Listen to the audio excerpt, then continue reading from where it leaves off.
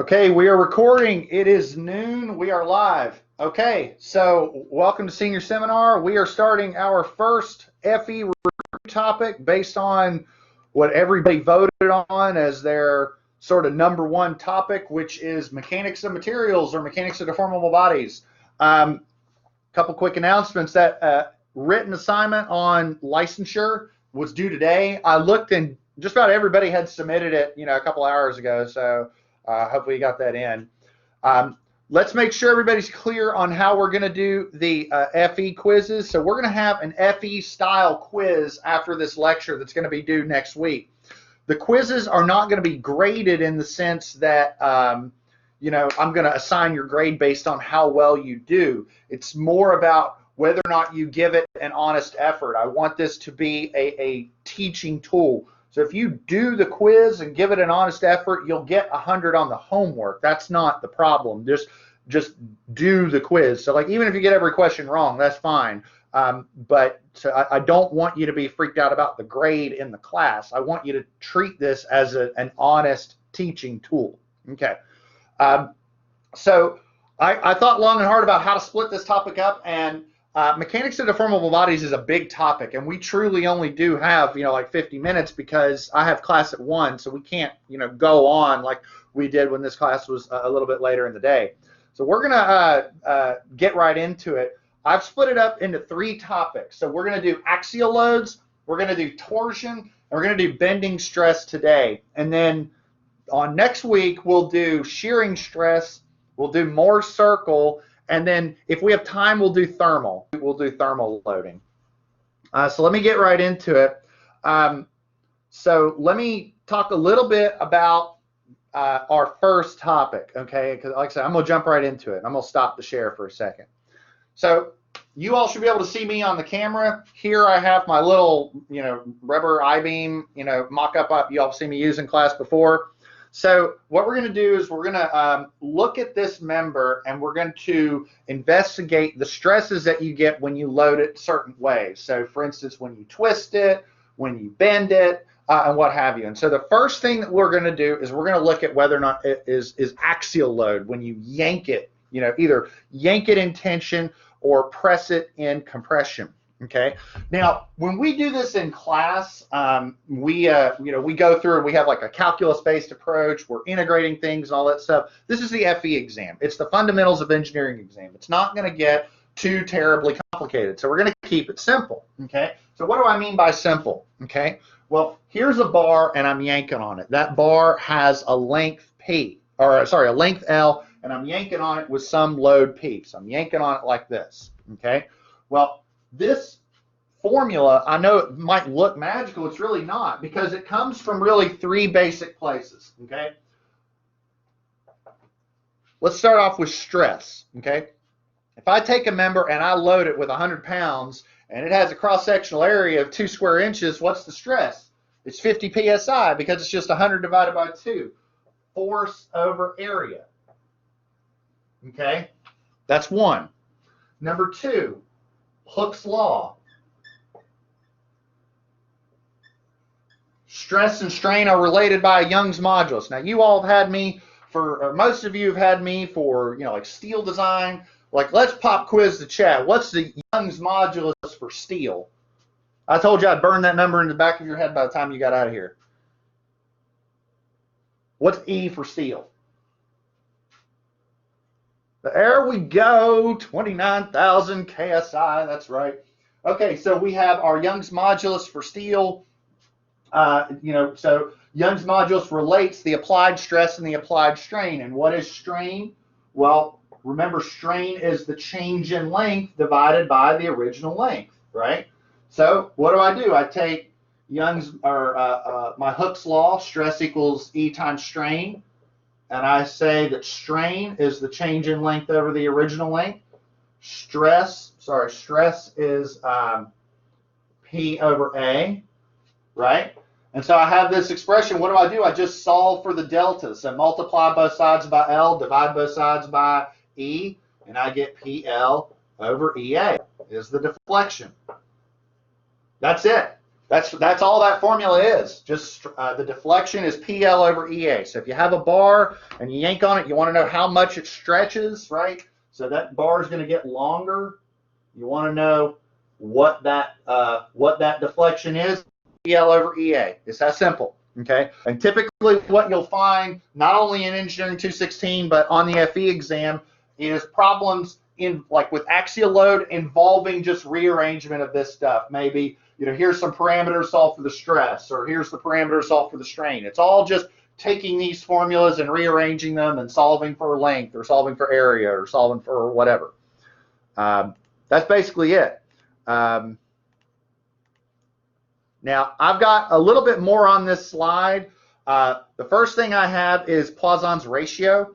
Poisson's ratio, this image really doesn't do it justice, but when you take a member and you yank on it, not only does it get longer, but usually it gets thinner, right? It's like almost like take a piece of chewing gum. You take a piece of chewing gum, you stretch it, it gets longer, but it doesn't get as big around, it gets thinner.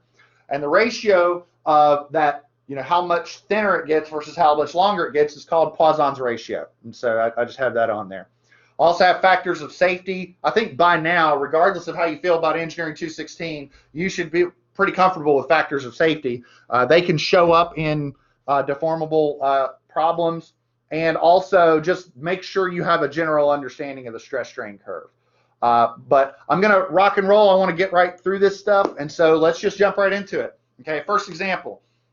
So I have a 10 kilogram axial load that's being carried by a pipe with an outside diameter of 10 inches and an inside diameter of 10 centimeters, and an inside diameter of 0.6 centimeters. The pipe is 1.2 meters long. Young's modulus for the aluminum alloy is 5,000 MPa. And so neglecting the effects of buckling, how much is the pipe compressed? You say, oh, I'm glad you brought that up. I say should be 10 kilonewtons. You brought up a good point. The point is that the load should be in kilonewtons. So you're sort of half right. I purposefully put it in kilograms because the load is going to be 10 kilograms times 9.81. So you're sort of half right because we are going to need to make that conversion. But that's a good eye. I'm glad you caught that. Okay, so we have a 10 kilogram load. First thing let me just get right to the notebook. So I have the problem copied over. Now I'm going to walk everybody through this one, and we'll see how it goes. Okay, so let's take each of these one at a time, and let's see what we can come up with. I'm going to unplug this and plug this up. Let me see. I need to share the screen. That would help.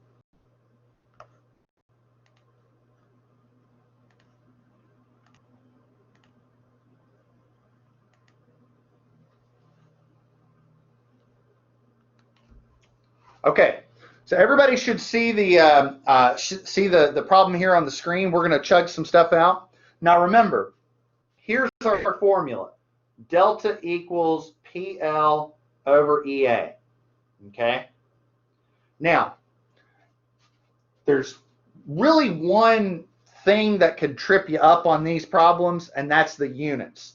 So before we go into any of this math, the first thing I'm going to do is adopt a unit system that is consistent throughout the problem. Okay.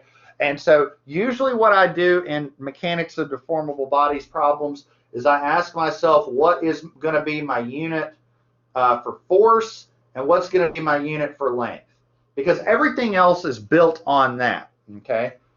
In other words, like what is an area? An area is, square length. So if I use length as meters, my area needs to be in square meters, so on and so forth. What I'm going to do for this problem is I'm going to use my force is newtons and my length is meters. So therefore, my stress is going to be newtons per meter squared or a Pascal. And so everything that I convert, I'm just going to keep everything in newtons and meters. Okay? So the problem is asking for deflection, and so I need four quantities. I need P, I need L, I need E, and I need A. Okay, I need these. Now, let's see what we can figure out. Okay, now Mr. Adkins brought up a good point. He said that this is kilograms and it needs to be in newtons. Well, I have a mass of 10 kilograms. I need to convert that into a force by multiplying by gravity. And you know 10 kilograms, or a kilogram times a meter per second squared, is a newton. So that's going to come out as 98.1 newtons. So you were right on that by recognizing that needed to be a force. Okay. Now, what about the length? Okay, the length was given. It said the length was 1.2 meters long. That was given.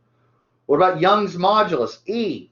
E was given. Now, it was given as 75,000 megapascals. Okay.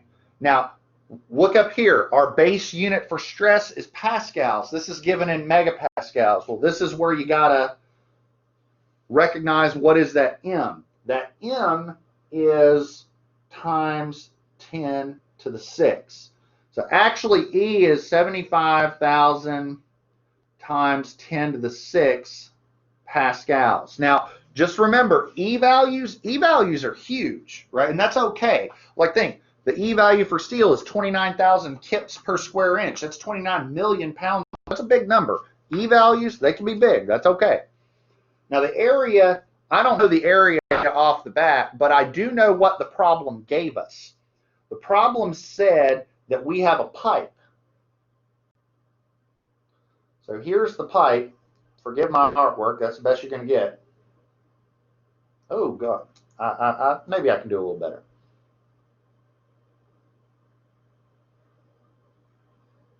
So here's the pipe. And what we need to do is figure the area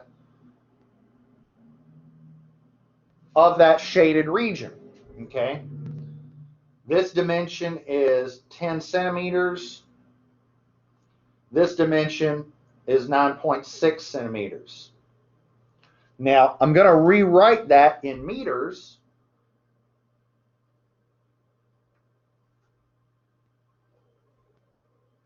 So that everything's, appropriate and consistent with my units. And then I need to compute the area. Now, how do I compute the area of a pipe, right? How do I compute that shaded area? Well, it's the area of the big circle minus the area of the little circle, right? So if I take the big circle and subtract out the area of the little circle, I've got the shaded region. And by now, hopefully, you know that the area of a circle is d squared over 4, pi squared over the outer diameter, minus pi d squared over 4 for the inner diameter. And since I'm lazy, I'm just going to factor out that pi over 4. And so, actually, let me put some brackets on that. So we have 0.1 meters squared minus 0.096 meters squared. Check that out. And we're going to get, it's going to be a small number, but that's okay. We're talking about a pipe, and we're expressing its area in square meters. So it's going to be tiny. That's okay. Ends up being 6.16 times 10 to the minus 4 square meters. Right? And so then you ask yourself, okay, I got my area, got my E, got my length, got my P. Therefore, oh, Lord, that was a bit far. Here, let me move that cord out of the way. And so therefore, delta equals, okay, so I got, 75,000 times 10 to the 6 pascals, 6.16 times 10 to the minus 4 meters squared. That's all under 98.1 newtons, 1.2 meters. And so this just, you break out your Casio FX115 ES Plus, chug all that, and you get 2.5 times 10 to the minus 6 meters. Or what do we do with that? Well, all of my answers are listed in millimeters. So that'd be 2.5 times 10 to the what? Minus third millimeters. What do? You bounce that back 1, 2, 3, 0.0025. Sorry. This would be 255. 255 millimeters, something like that.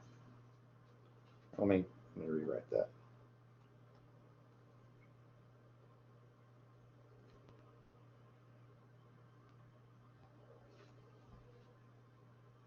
And so what's my answer?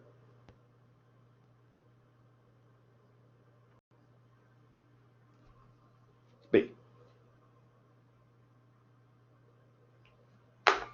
All right, I did that one kind of fast, I know. So let's take a sec. Let's soak it in. I want to see if anybody has any questions. You can use your mic, use the chat. I mean, it'd probably be easier to use your mic since you can just check it out. But I want to make sure that this is clear.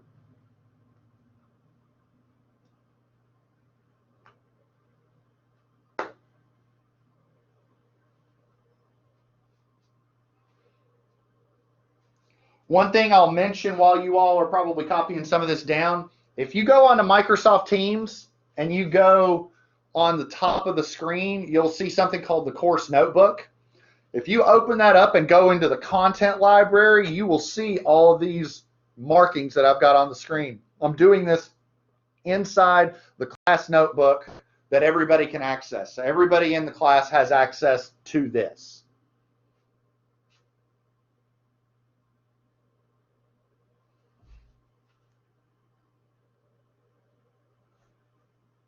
Questions?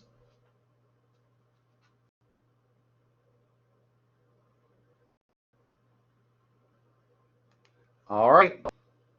Again, like don't hesitate. If I'm going too fast, you stop me, okay? Remember, I'm here in a room by myself. I'm talking to a little box on my desk. I got to make sure that everybody here is getting their money's worth. Okay. Let's talk about torsion. Now,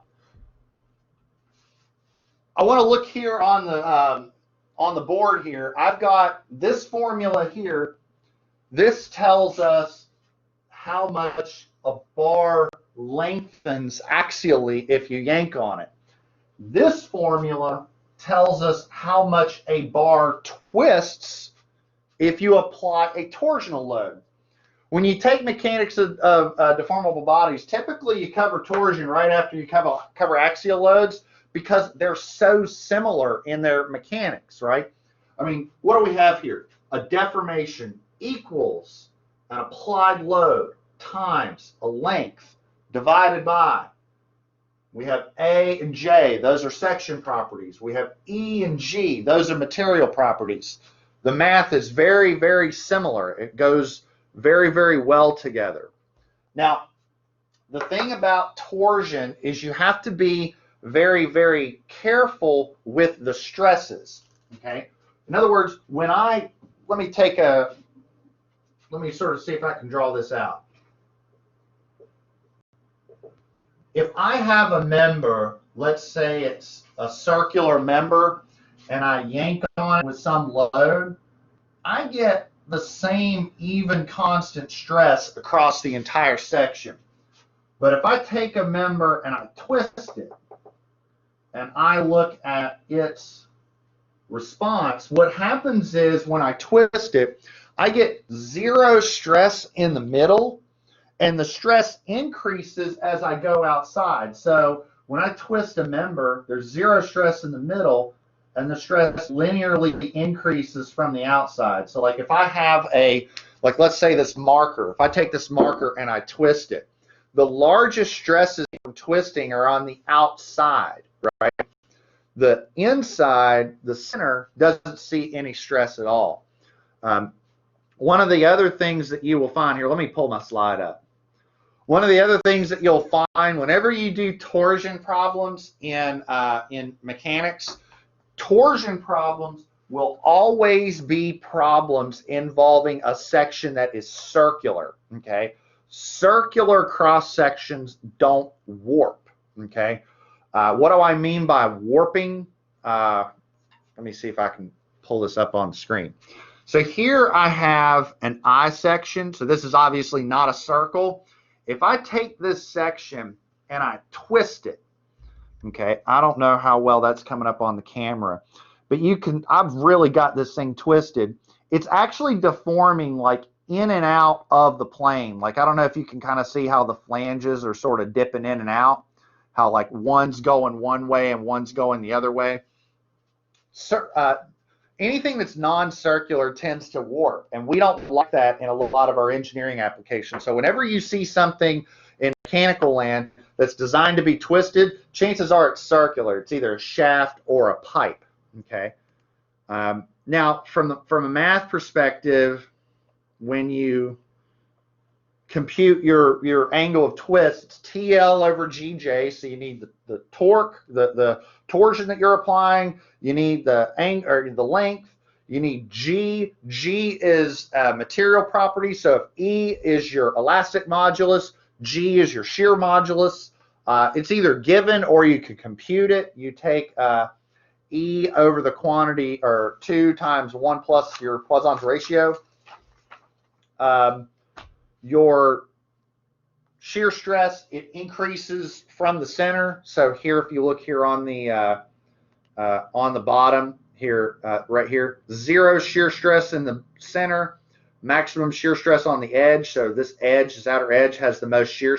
And to compute that shear stress, it's just TR over J, T being the torque, R being the radius, and J being this torsional constant. It's also called the polar moment of inertia. For a solid circle, it's just pi d to the 4th over 32. It's sort of one of those formulas that you memorize, like the moment of inertia of a rectangle is bh cubed over 12. J for a solid shaft is pi d to the 4th over 32, or pi r to the 4th over 2, however you want to handle that. For a pipe, you just do the outer one minus the inner one. So pi over 32 times the outer diameter minus the inner diameter. Okay. Next example. So now we're going to look at an example that's being twisted, and we're going to look at the resulting angle of twist. So we've got a torque applied. We have a pipe that has 3 meters in length, outside diameter of 35 centimeters, and a wall thickness of 1 centimeter. That we're going to have to be careful with that parameter here in a second. And we have a modulus of elasticity of 210 gigapascals and a Poisson's ratio of 0.3. That matters from a mechanics perspective. Okay, what's the resulting angle of twist? So how much does the pipe twist if I apply that torsion? Okay, back to the notebook.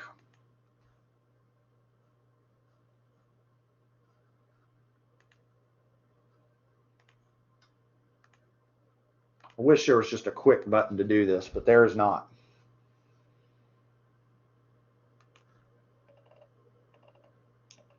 There we go. Okay, so here's the problem. And again, like with our other problem, we've got this TL over GJ. This is what we're trying to figure out, okay? And like I said, while the concepts are a little fuzzy, in the end, a lot of this is just plug and chug. So we need a T, an L, a G, and a J. That's what we got to figure out. If we figure out those quantities, plug and chug, get our angle of twist. It's that simple. Now, I'm going to do the same thing. Force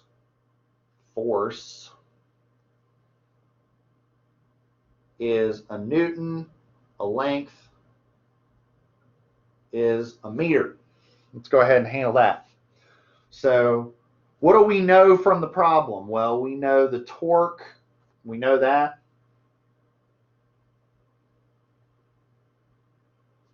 We know that. What about the length? 3 meters in length. All right. What about G? Well, we know G, we don't know that, but we know we have a modulus of elasticity elasticity of 210 gigapascals, and a Poisson's ratio of 0.3. Sometimes you won't be given G, sometimes you'll be given E and nu, and if that's the case, you can compute that using, the following relationship. And just so everybody's aware, and I kind of rushed into this, but I put this in the Microsoft Teams channel. Every one of these formulas that I'm just sort of pulling out of thin air are all in the FE reference handbook. Take a second and look at it. Have it available. When you do your quiz on Blackboard, have it with you. Have that reference handbook with you. It's important.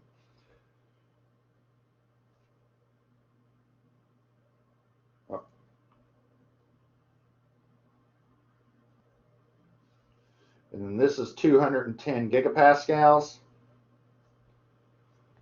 Plug and chug, and you get 80.7 gigapascals. But here's the thing, we need that in pascals.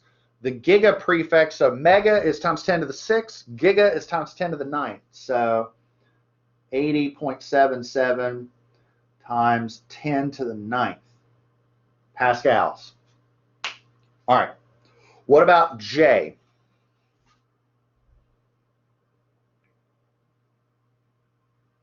Another pipe.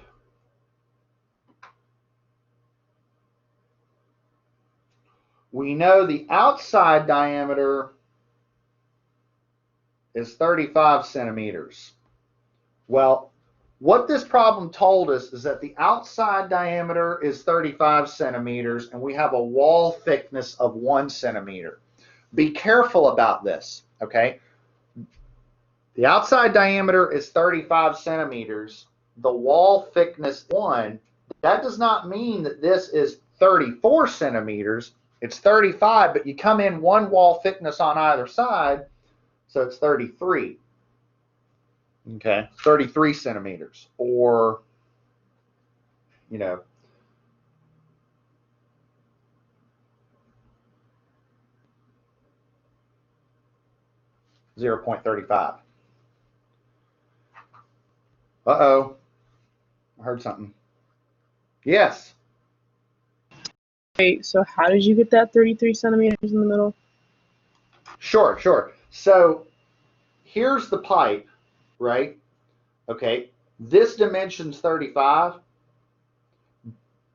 That wall thickness is 1, right?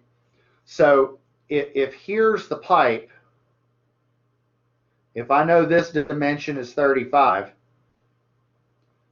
that dimension is 1, and that dimension is 1. Does that make sense? Because it's a wall thickness on either side.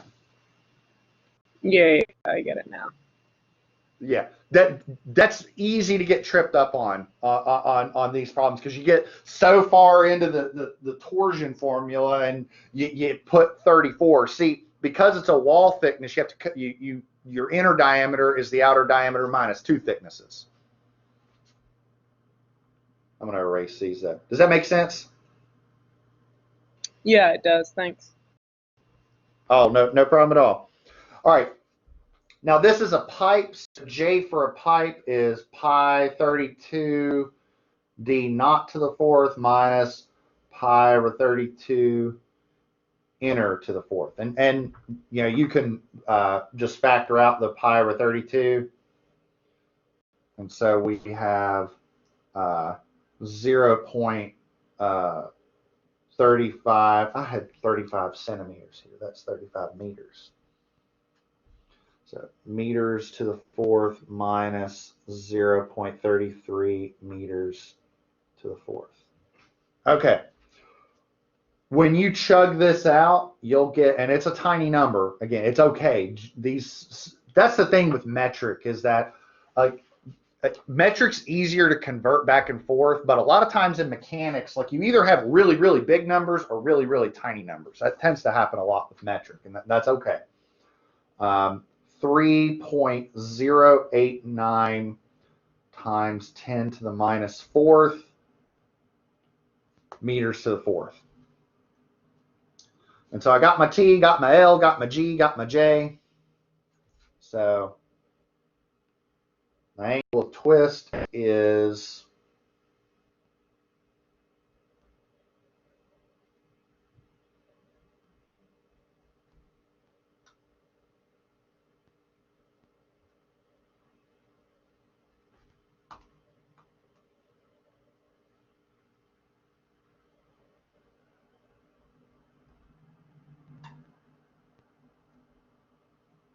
I know I'm probably going somewhat fast, so if you need me to slow down or you need me to explain something, don't hesitate at all. Now, first off, let's do the number crunching. So if I take 100,000 times 3 and I divide it by 80.77 times 10 to the ninth and 30.89 times 10 to the minus 4, that's a minus, I get 0.012. So that's the numbers. What about the units? Well, up top, I'm going to have newtons times meters times meters. That's newtons times meters squared. And on the bottom, I got Newton per square meter times meters to the force. So I got newtons times meters squared. So newtons times meters squared over newtons times meters squared is unitless. Well, let's keep in mind, I'm computing an angle. So when you compute an angle that's unitless, that's radians. And so that is C.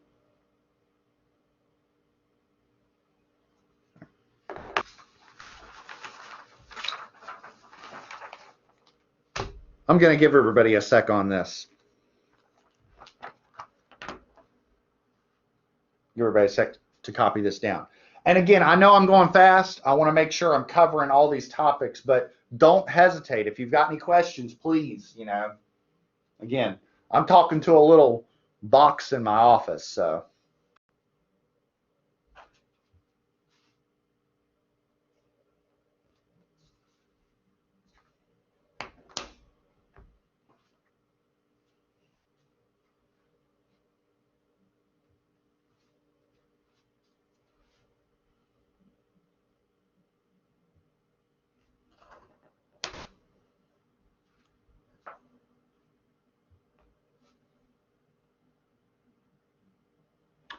All right.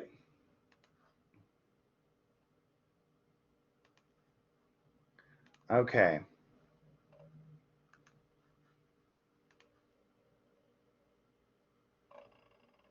All right, let's talk about bending.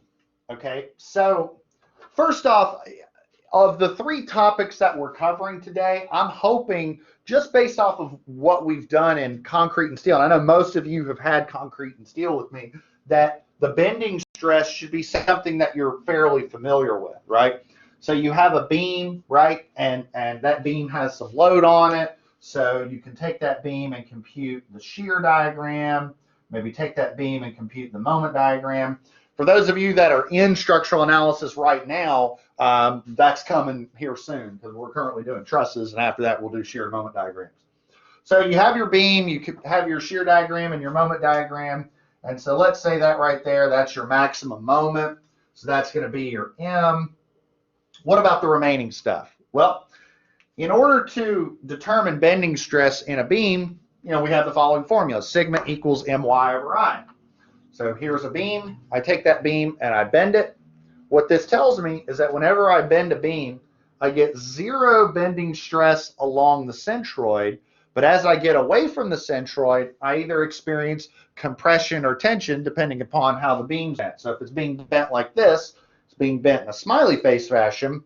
So the top's experiencing compression, bottom's experiencing tension.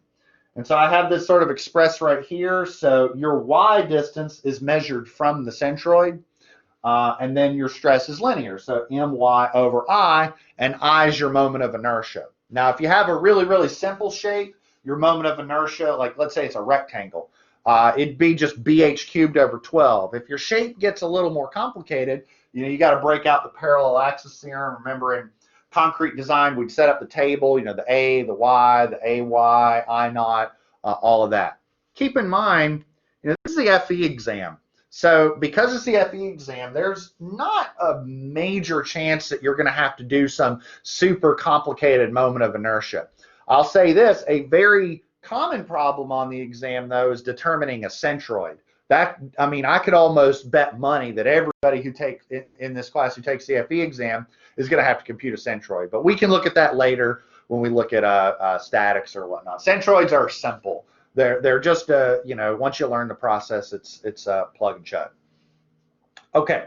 So I have the following, you know, set of formulas. So, you know, I've got my equations of static equilibrium. I can use that to determine, you know, my reaction, shear, moment, all that. That can give me my moment. So you're going to get your moment from it's one of two places. It's either going to be given in the problem, you know, you have a bending moment of such and such, or you're going to have a beam and you're going to have to analyze it. And then that involves drawing the shear moment diagram. Once you got that, you've got your bending stress sigma equals my over I. And so again, zero bending stress at the centroid, and as you get away from the centroid, you get either compression or tension. Now, I have here an image on the bottom right. Because of the nature of the expression, you're going to get the maximum bending stress, just the way bending works, either on the very, very, very tippy top of the section or the very, very, very, very bottom. If the section's symmetric, then they're going to be this equal magnitude. Just one's going to be in compression, one's going to be in tension. And a shortcut way that we do that is we just take M and we divide it by the section modulus. If the section is not symmetric, then you can just determine where the centroid is, and it'll tell you, just based on the geometry, whether or not that's going to be the top or the bottom. Easiest way to explore a lot of this is, of course, to do an example. Let's look at an example. So I have a beam. It's 10 meters long. It's being subjected to a load of 80 newtons per meter. It's simply, so hopefully that should tell y'all something about bending moments. I will be brokenhearted if you don't remember that formula, but I'll walk you through that though. And so I want to know what the maximum compressive stress is in the beam. Okay. Now this beam is going to smiley face. It's going to bend like a smile. So the top of the section is going to have the maximum bending stress. So we're going to look at sigma equals my over I at the top of the beam. Okay. One more share.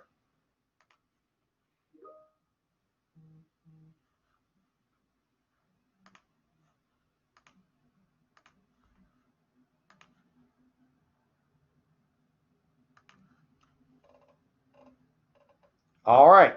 So here's our expression, or here's our problem. A beam has a triangular cross section. What's the maximum compressive stress in the beam? So my maximum compressive stress, I'm talking about the compressive stress in the top. Okay. Now,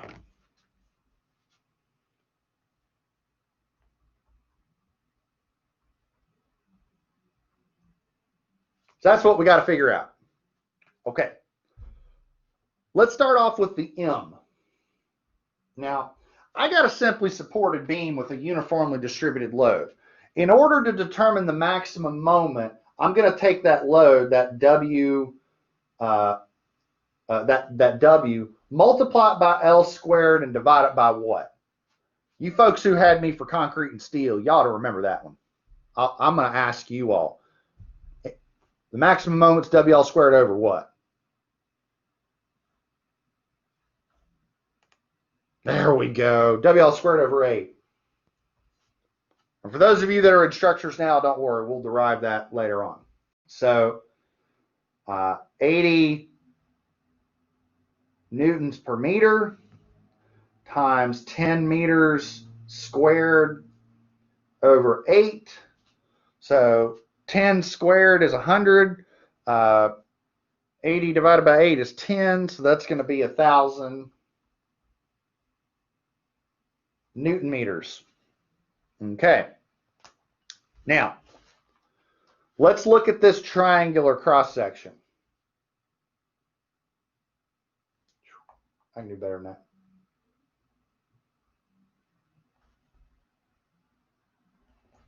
Now,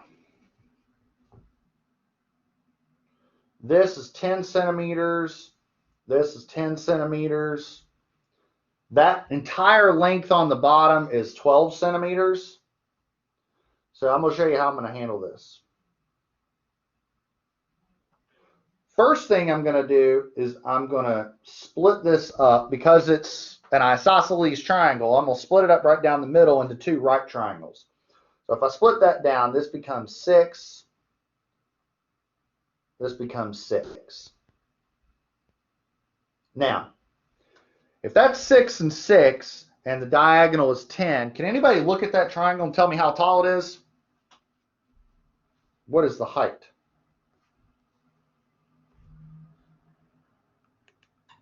Boom. 8 centimeters.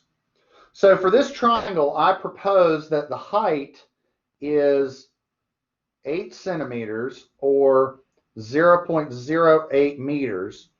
And then the base is 12 centimeters or 0.012 meters.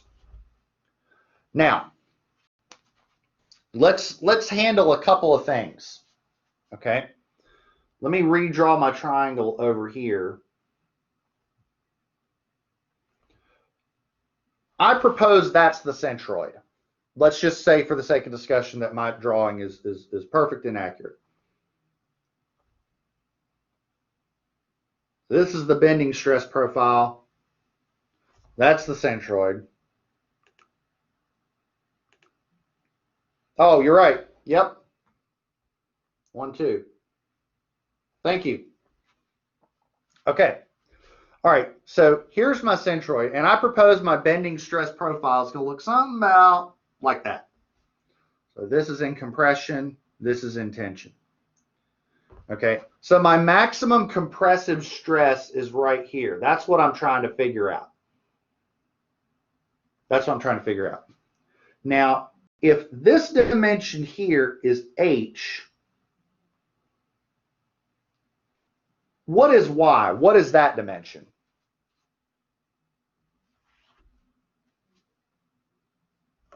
I'm asking you.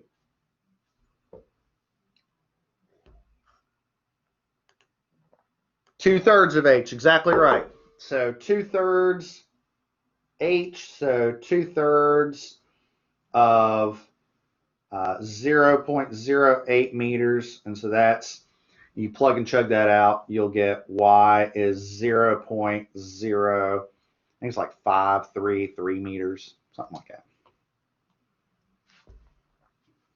Okay. All right. So we've got an M, we've got a Y, now we need I. Now you got to ask yourself, what's the moment of inertia of a rectangle, or sorry, of a triangle? If I was a man, there's probably not a lot of people in here who remember that. And that is totally okay. That's the thing about the FE exam. You don't have to remember everything. What you have to do is be able to find it. Now, what I'm going to do is I'm going to tell you what the moment of inertia of a triangle is, but I want you to look it up, okay? And not only that, you're going to need to reference this manual for the quiz that you have, for future quizzes, and for future lectures. So today I'm going to tell you that the moment of inertia of a triangle, the centroidal moment of inertia of a triangle, I should say, is BH cubed over 36. It's in the manual. I want you all to be able to find it. So I'm just going to tell you, and your sort of, unofficial homework assignment is to find it. So 0.12 meters, 0.08 meters cubed over 36. Again, with metric, you get really, really tiny numbers. So this comes out to 1.71 times 10 to the minus 6, and then it's meters to the fourth. So it's a tiny number, but that's okay. I mean, you're talking about meters to the fourth, and a triangle, it's only about like that big around, so it's going to be tiny. Okay, so sigma is my over I. We got a moment, got a y, got an I.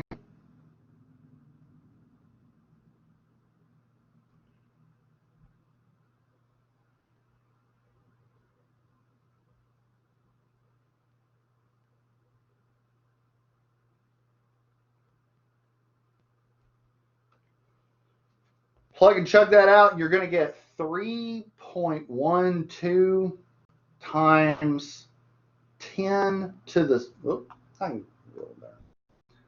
10 to the 7th pascals. We're talking about a stress, and we kept everything in newtons and meters, so this is pascals.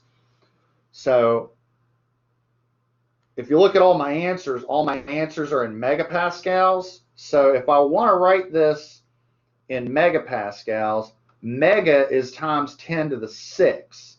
So that means this is 10 to the 7 minus 6, that's 1, or 31.2 megapascals. So that's going to be D. One of the things about the FE, when you look at the problems, they're not intended, the answers are not intended to trip you up on rounding, like, oh, it's, you know, you got 31.3, but it's actually 31.312, so it's a different choice. No, the FE is not trying to trip you up on rounding. In fact, one of the most common phrases you'll get on your problems is the term most nearly. So the problem will say, okay, here's the situation. You've got these values, this values, and this values. Let's say it's a fluids problem. So you got this, this, this, this, and this. The flow is most nearly, you know, these 4 choices, and you'll have, you know, such and such gallons per minute, such and such gallons per minute. And the answers are far enough apart that if you did the math correctly, you know, to heck with rounding or significant figures. If you did the problem correctly, you'll get the right answer. The problems are kind of designed that way so that you're not getting tripped up on that stuff. And again, like what we're talking about here, I know I did a lot of problems really quickly, but if I was teaching Engineering 216, I mean, these would be the simplest problems. We'd be having problems where you have a distributed torsion, you integrate to get the angle of twist and all that. We haven't done any of that in here. This is all really basic, straightforward plug and chug formulas. Every formula that I have used in this review is in the FE reference manual, every one of them. So, you know, it also goes to show how important that is. See, when I took the FE exam, my FE reference manual, I'm curious if I even have it. Yeah, here's mine. Mine was a book. You know, this was it. So we had to actually go and find the formulas. You all have this wonderful thing called Control F. You can just search the PDF. It's great. You know, so you don't need to understand the anatomy of the book, I guess, as much as I did. But what you do need is an understanding of what's in the book and what's not.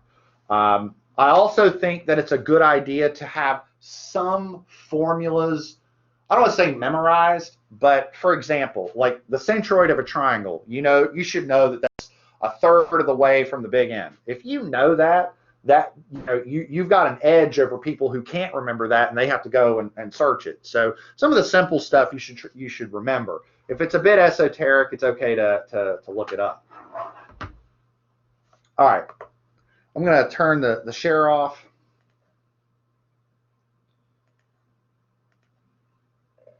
Okay. Are there any questions about anything we've talked about? I know we did this kind of quick, but I want to make sure that the review is thorough. So we got a whole nother side of deformables to do next week with more circle and shearing stress and all that.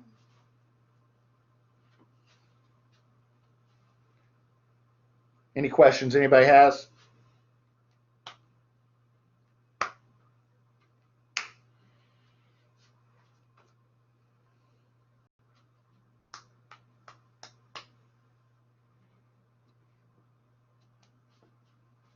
All right, well, here's the deal. So I want to make sure everybody's clear on this. So after class, and it'll open today and it closes next week, Wednesday at noon, there's a quiz.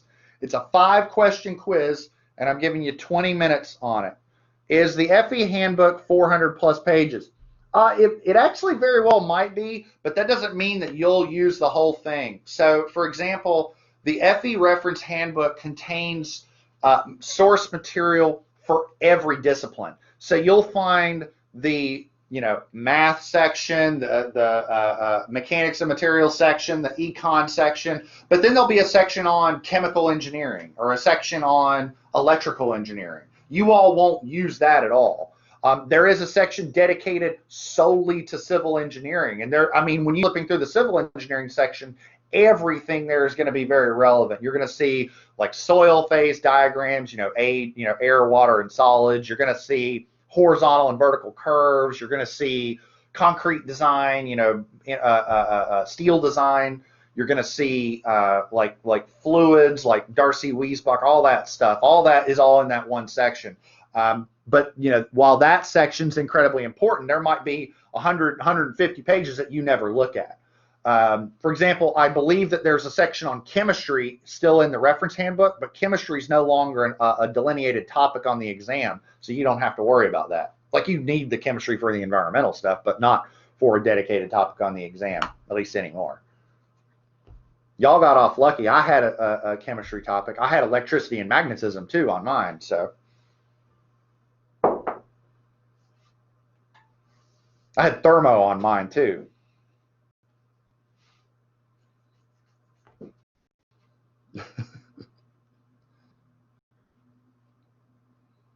Well, the thermo ended up just being like fluids and the ideal gas law, at least is what I back in my day. It was back in my day. I took it in 2008. That's when I took the FE. So that was 12 years ago.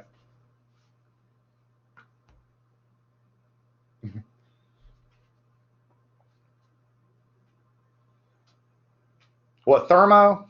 I liked thermo. I enjoyed it.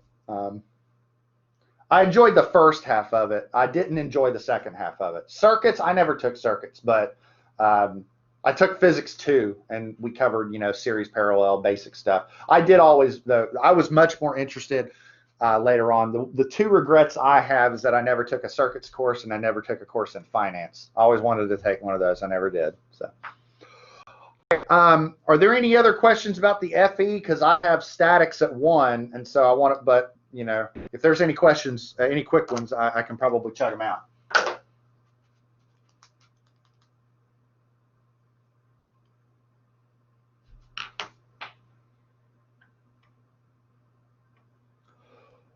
All right, well, I'm going to go ahead and stop the recording. Don't forget your first FE exam quiz. Again, I'm not grading on how well you do. I'm grading that you do it. So, give it an honest try. I'll post the solution next week, and then we'll continue on with the formables. That's all I got.